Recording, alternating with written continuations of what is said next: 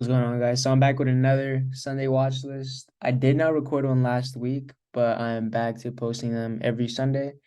That being said, let's get right into it, right? So this week was a pretty solid week, right? We showed a lot of strength. If you guys go to the daily chart on SPY, literally just one, two, three, four, five. Every day was really, really strong to the upside, right? We do have some gaps that we have created with non-farm payrolls, and notice how we did come up on very high volume. So these are some of the things I will be watching for this week. It does look like we're still showing a lot of strength. On SPY, we are approaching this 437, 438 supply. As you guys can see that every single time we come into here, we do catch some rejections, right?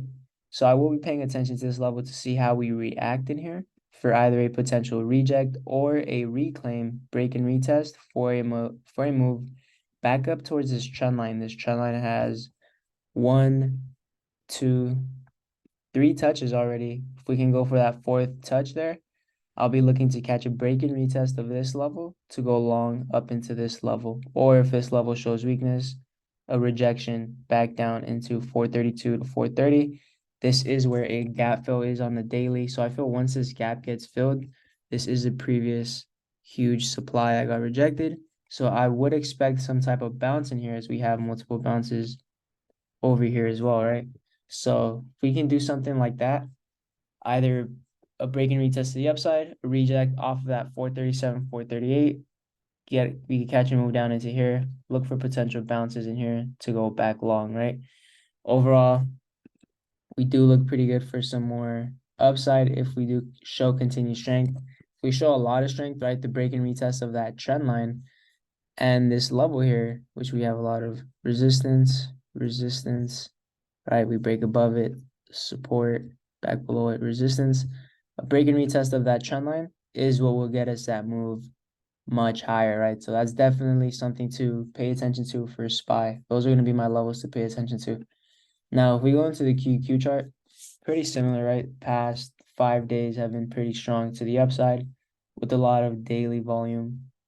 And we are also approaching this trend line right here. One, two, three, four touches. We are going to the fourth one. Now we're fairly close to it. So I would like to see a break and hold of 370 and that trend line before I go long, right? Because if you don't want to be going long up here and then we get rejected at the trend line like we do every single time.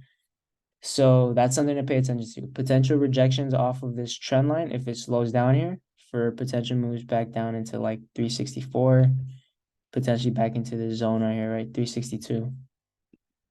Or if you get a clean break and retest of 370 and this trend line, you can go long back up into 373, which is the next area of supply that we have back here. Big resistance. Other than that, I would wait for this level to fully clear before going long because it has nothing but room back up into 378, 380, right? These levels over here. So it's just going to be a little bit of patience waiting to see how these levels hold for more upside or, potential reject here. So that is the game plan for Qs and SPY. Pretty simple.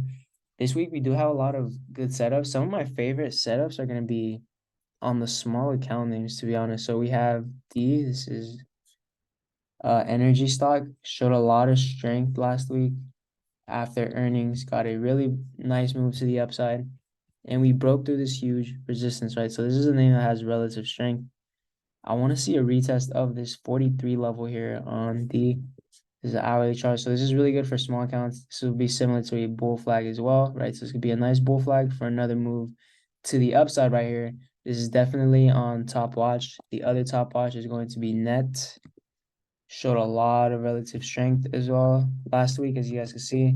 So something I will be paying attention to for net is for this demand zone down here to hold if we can get any type of bounce back in this 61 to 62 zone for potential bounces to catch the move back up into 66. If we open up near 66, I would wait for a break and retest of 66 to see if this shows continued strength back up into 68, 70, and 72. So those will be the levels for D and net. Those are some of my two top watches.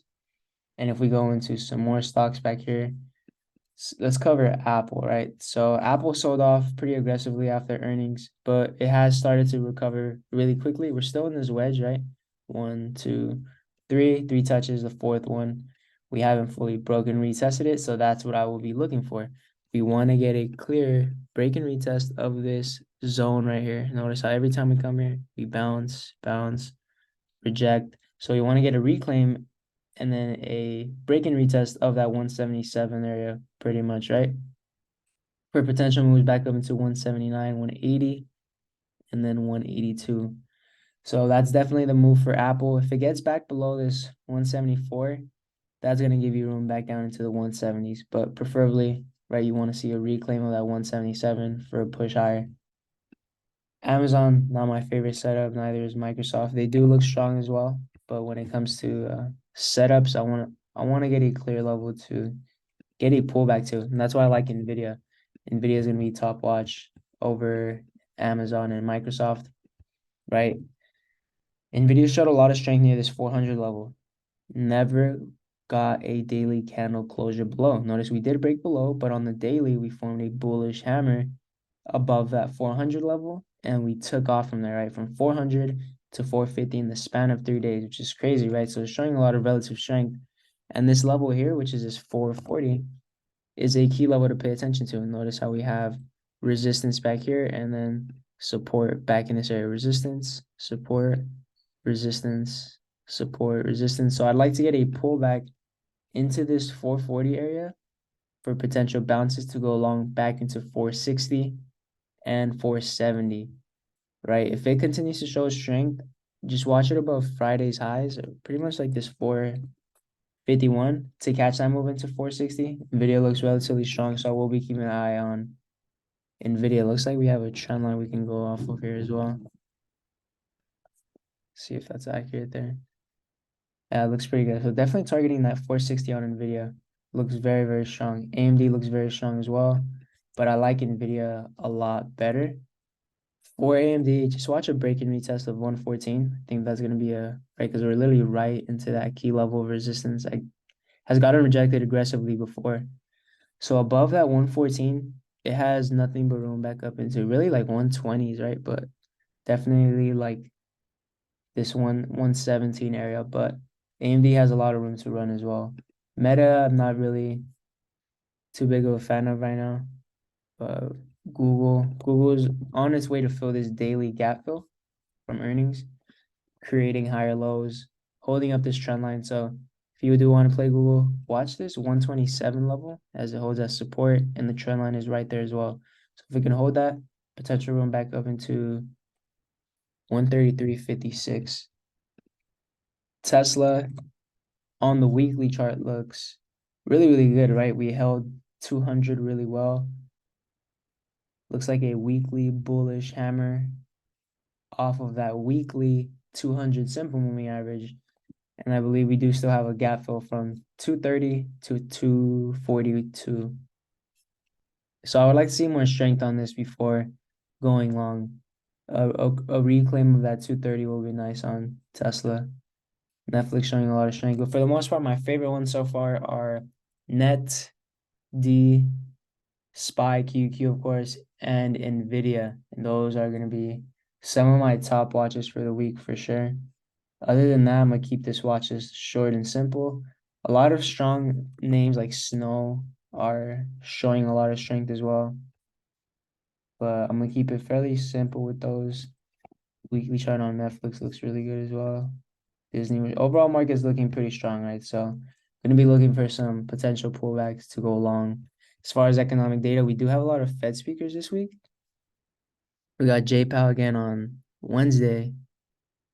And just a lot of Fed speakers like Fed Cook speaks, Federal Reserve, Fed Vice Chairman Tuesday, Jay Powell Wednesday, Jay Powell again on Thursday, Veterans Day on Friday. Not sure if markets close on Friday. We'll see. We'll see how what this week has in store for us, right? But with that being said, I hope everyone has a great trading week, and I hope you guys find a lot of value in these watch lists.